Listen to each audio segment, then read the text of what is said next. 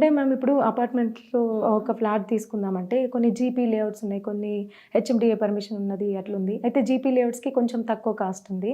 మ్హూ. ఎందుకు మేడం అంటే జీపీ లేఅవుట్స్ వద్దు, నమ్మొద్దు అట్లా అని అంటున్నారు? అంటే గ్రామ పంచాయత్ లేఅవుట్, జీపీ లేఅవుట్ అంటే గ్రామ పంచాయత్ లేఅవుట్స్ అండి. వీటికి ల్యాండ్ కన్వర్షన్స్, బ్యాంక్ లోన్స్ అవన్నీ రావు, మనకి కన్స్ట్రక్షన్ పర్మిషన్స్ కూడా రావు దాంట్లో. So that is one reason we suggest not to take GP layouts. కాకపోతే ఇప్పుడు జోన్స్ మారాయి కాబట్టి చాలా మటుకి హెచ్ఎండిఏలోకి వచ్చేసింది, R1 జోన్లోకి.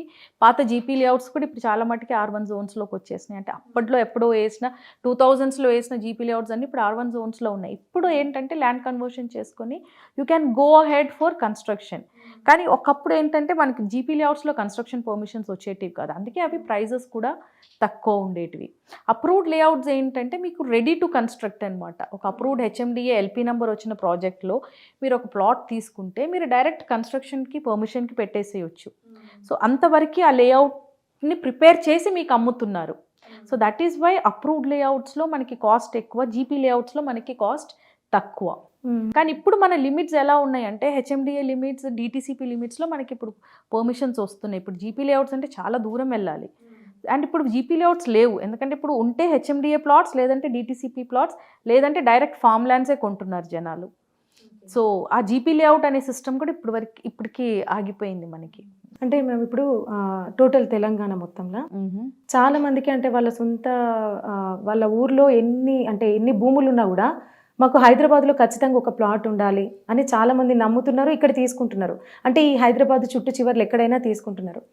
ఇదివరకు ఏమైందంటే యాదగిరిగుట్టలో అక్కడ టెంపుల్ డెవలప్ అయ్యేటప్పుడు అక్కడ చుట్టుపక్కల ల్యాండ్స్ అన్ని చాలా అమ్ముడు పోయినాయి కదా, మళ్ళీ తర్వాత రేట్లు ఏం పెరగలేదు, అంతే ఉన్నాయి అని అన్నారు. అది నిజమేనా? అది పర్ఫెక్ట్లీ కరెక్ట్ అండి. ఎందుకంటే యాదగిరిగుట్ట అనేది ఆ వరంగల్ రోడ్ని బాగా హైప్ చేశారు ఒక టైంలో. ఎందుకంటే ఆ టెంపుల్ని బాగా డెవలప్ చేశారు. బికాజ్ మనకి స్టేట్ బైఫర్కేట్ అయినాక తిరుమల వెంట ఇంటూ ఆంధ్ర కాబట్టి మనకి కూడా ఒక మంచి వీ ఆల్సో నీడ్ నేమ్డ్ ప్రినౌన్డ్ ఒక టెంపుల్ ఉండాలి అని యాదగిరిగుట్ట అందులో చాలా పాతది, చాలా పురాతన it has got all that mythological దాంట్లో ఒక విశ్వాసం ఉన్న వాళ్ళు చాలామంది ఎక్కువ. సో ఆ రోడ్ని దాన్ని బేస్ చేసి డెవలప్ అయితే చేశారు. కానీ ఒక టౌన్ కానీ ఒక సిటీ కానీ డెవలప్ అవ్వాలంటే జస్ట్ ఒక పిల్గ్రిమేజ్ సెంటర్ని బేస్ చేసి చేయలేము. లేదంటే అదొక 100-200 years ఓల్డ్, లైక్ తిరుమల ఉన్నట్టు ఉండాలి. Some 5-6 years 500-600 years old. కానీ ఈ టెంపుల్కి మనకు అంత ఇది లేదు. We don't have so much of famous అయిన టెంపుల్ కాదు ఇది. సో ఆ ఏరియా డెవలప్ అవ్వాలంటే మనకి ఎంప్లాయ్మెంట్ క్రియేట్ అవ్వాలి. ఆ టెంపుల్ని బేస్ చేసి ఎంత ఎంప్లాయ్మెంట్ క్రియేట్ అవుతుంది? Very few. అదే అక్కడ వెళ్ళి మనం ఏదన్నా ఒక కంపెనీ స్టార్ట్ చేయటమో, లేదంటే ఒక మ్యానుఫ్యాక్చరింగ్ యూనిట్ స్టార్ట్ చేయటమో, ఫార్మా కంపెనీ లాంటివి స్టార్ట్ చేస్తే డెఫినెట్లీ ఆ ఏరియాకి బూమ్ వస్తుంది. జస్ట్ బేస్డ్ ఆన్ టెంపుల్ వరకు అది మనం ఎక్స్పెక్ట్ చేసినంతగా వెళ్ళలేదు. అండ్ ప్రైజెస్ కూడా మీరు అన్నట్టు 13,000-14,000-20,000 వరకు కూడా వెళ్ళింది యాదగిరిగుట్ట దగ్గర. ఓకే. సో ఇప్పుడు ప్రైజెస్ స్టాగ్నెంట్ అయింది. ఇప్పుడు ఆ ప్రైజెస్లో అమ్మలేకపోతున్నారు కూడా ప్లాట్స్. ఎందుకంటే అది ఒక రకంగా it was completely hyped market. ఆ ఏరియాని బాగా హైప్ చేశారు. అవును మేడం, అప్పుడు చాలా అంటే రేట్లు పెరుగుతాయి, ఇప్పుడు తీసుకొని పెట్టుకుంటే బాగుంటుందని చాలా మంది కొన్నారు. అవును. బట్ ఇప్పుడు అట్లా లేదు. సరే, సేమ్ అంటే ఇప్పుడు షేర్లింగంపల్లి, షాద్నగర్ సైడ్ కూడా కొత్త వెంచర్స్ పడటము, అక్కడ కూడా ఇన్వెస్ట్ చేస్తున్నారు. మరి అక్కడ పెరిగే ఛాన్స్ ఉందా? షాద్నగర్ మనకి ఏంటంటే శంషాబాద్కి దగ్గరలో ఉంది. శంషాబాద్ ఆల్రెడీ మనకి ఇంటర్నేషనల్ ఎయిర్పోర్ట్ ఉంది. ఓకే. ఇంకోటి షాద్నగర్ అనేది national highway connecting Bengaluru. Okay. So Hyderabad to Bengaluru రోడ్లో that is a national highway. ఇప్పుడు అది జడ్చర్ల వరకు మనకి ఎక్స్ప్రెస్ వే అవుతుంది. ఇంకోటి ఇంటర్నేషనల్ ఎయిర్పోర్ట్ ఉంది. ఏ సిటీ అయినా డెవలప్ అవ్వాలంటే ఎయిర్పోర్ట్ చుట్టుపక్కల ఫస్ట్ అవుతుంది. ఎందుకంటే first thing is transit, public transit ఒకటి. అక్కడ హోటల్స్ వస్తాయి, స్టేకి ఉంటుంది, ప్లస్ మామూలుగా ఉండే హోటల్స్ ఉంటుంది. అది కాకుండా ఆ ఎయిర్పోర్ట్ని బేస్ చేసి చాలా ఎంప్లాయ్మెంట్ కూడా క్రియేట్ అవుతుంది. అంటే మేము ఇప్పుడు ఎయిర్పోర్ట్ సైడు కొత్తగా మెట్రో విస్తరిస్తున్నామని అది కూడా ఒకటి వచ్చింది కదా. అవునండి. పెరిగే ఛాన్సెస్ ఉన్నాయా?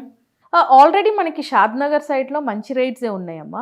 అంటే ఇంకా డెఫినెట్గా మనకి పెరుగుతుంది. ది రీజన్ ఫర్ దాట్ కూడా ఏంటంటే మనకి గచ్చిబౌలికి షాద్నగర్కి distance is only coming to around 48-50 kilometers. ఇప్పుడు మనకి మెట్రో పడింది అనుకుంటే, ఇప్పుడు ఫ్యాక్ట్గా చెప్పాలంటే మీకు సికింద్రాబాద్ సైడ్ కానీ లేదంటే ఉప్పల్ నుంచి ఇప్పుడు గచ్చిబౌలికి రావాలంటే 1.5 hours అనేది కామన్ అయిపోయింది మన ఈ ప్రెసెంట్ ట్రాఫిక్ సినారియోలో. అదే మీరు ఇప్పుడు Gachibowli to if you're going to Shadnagar or Shamshabad area. For example airport is in Shamshabad కాబట్టి శంషాబాదే తీసుకోండి. శంషాబాద్ మనకి గచ్చిబౌలి నుంచి hardly 27-28 kilometres. So people would definitely come and prefer staying in Shamshabad. గచ్చిబౌలిలో వర్క్ చేసిన వాళ్ళకైనా కూడా శంషాబాద్లో ఉంటే చాలా దగ్గర పడుతుంది if metro is going to start. ఎందుకంటే వాళ్ళకి ఆ టైం, కమ్యూటింగ్ టైం అనేది కలిసి వస్తుంది. ఇక్కడ డిస్టెన్స్ కాదు problem, the time is the problem. ఇప్పుడు I stay at near Kondapur దగ్గర ఉంటాను. My office is at Gachibowli. Evening టైమింగ్స్లో నేను అరౌండ్ 7-7:15కి బయలుదేరానంటే ఇంటికి వెళ్ళేలోపు 8:30 అవుతుంది. ఏంటి, I hardly travel around 11 kilometres, 10 to 11 kilometres. కానీ ఇక్కడ మనకు కన్జ్యూమ్ అయ్యేది is time because of the huge traffic. So అదే మనకి ఇప్పుడు మెట్రో విస్తరణ జరిగింది అనుకోండి, definitely people will opt for that. అప్పుడు మనకి రెసిడెన్షియల్ ఏరియాస్ ఎక్స్పాండ్ అయ్యే ఛాన్సెస్ చాలా హెవీగా ఉన్నాయి, especially places like near by to airport.